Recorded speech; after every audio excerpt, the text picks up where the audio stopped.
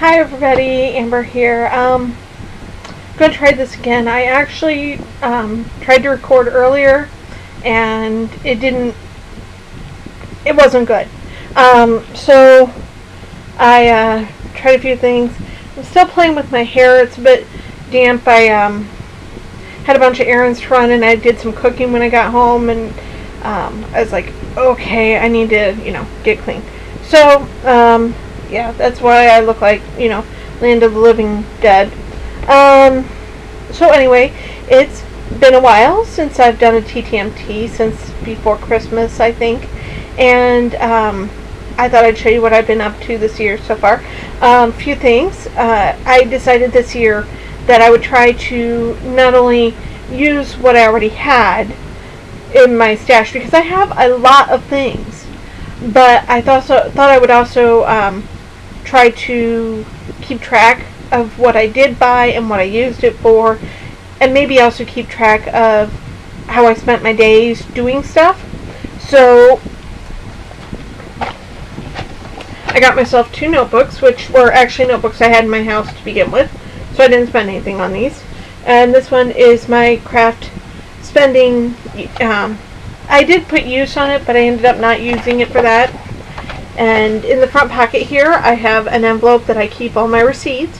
So when I go to Joann's, when I go to Walmart, when I go to any place that I buy a craft item, I keep track.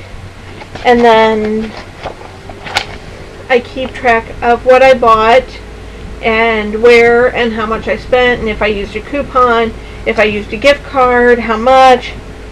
Then at the end of the month, I have track of my totals, like how much I spent, what was gift cards, what was cash, what I bought. Like if I bought 2 skeins of yarn that month, it's kept track there.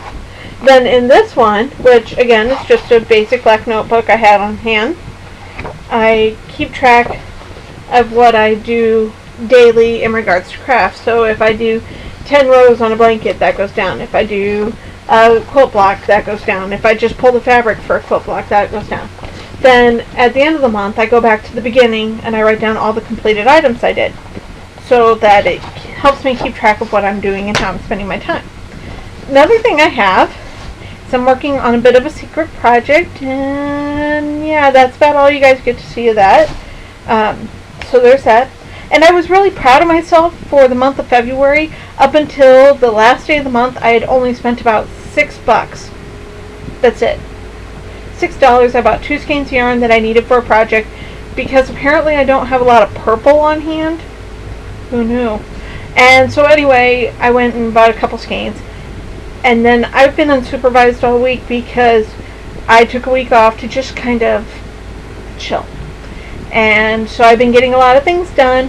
And yesterday I went to Joann's unsupervised, and I ended up with a bag of shame.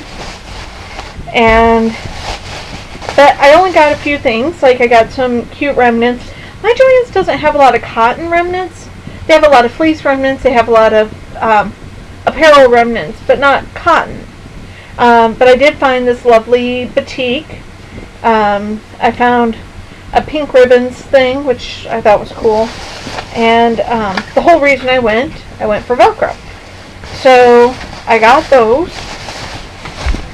Then some things that I've been doing this week. Part of the reason I wanted to take the week off is because I do have so many craft projects and craft items that I wanted to kind of organize and clean up my stuff. And what I've really learned works for me is to make kits. And I don't know if that's the actual term for it, but one of the things I did is I went through my fabric stash, through my yardage, and I pulled out fabric that this will be enough to make a pillowcase. And the hardest thing, but the most time-consuming thing for me when it comes to making a pillowcase is cutting the actual fabric. So in here I have the 3 pieces of fabric I would need. I have this is the top, this is the middle part, the little decorative part, and then this will be the base. And I have about 12 of those in here in my box. And then when I was cleaning stuff up, I also found I made these things up. I wanted to, before Christmas, make a couple of Elfin Jen's winter Sue things. I have a sweet skating Sue, and I have a sweet Sue tops a tree, and I have all the fabric. I have it all ready. All I have to do is pull it out and actually sew it, but I didn't get to it, so I put them into these little bags so that when I get time, they're ready. Then, as I was cleaning, I found a bag with about 3 skeins of this yarn and 1 skein of this green silver. Chances are I made a slither blanket at some point, and so I decided to add a couple more skeins of the green, and then I put a little, where is it? Must have dropped it in the bag here. I put a little label on it that says that this is a slither in colors and it's enough to make a smaller blanket. So now when I have time or I need a project, I have this ready in here. I'm just going to tie this back on because apparently I'm really good at untying things. I had a busy day today for being off. I went and did a lot of errand running. I also did some baking today. I, for the first time, made homemade pizza using my new bread machine that I got for Christmas.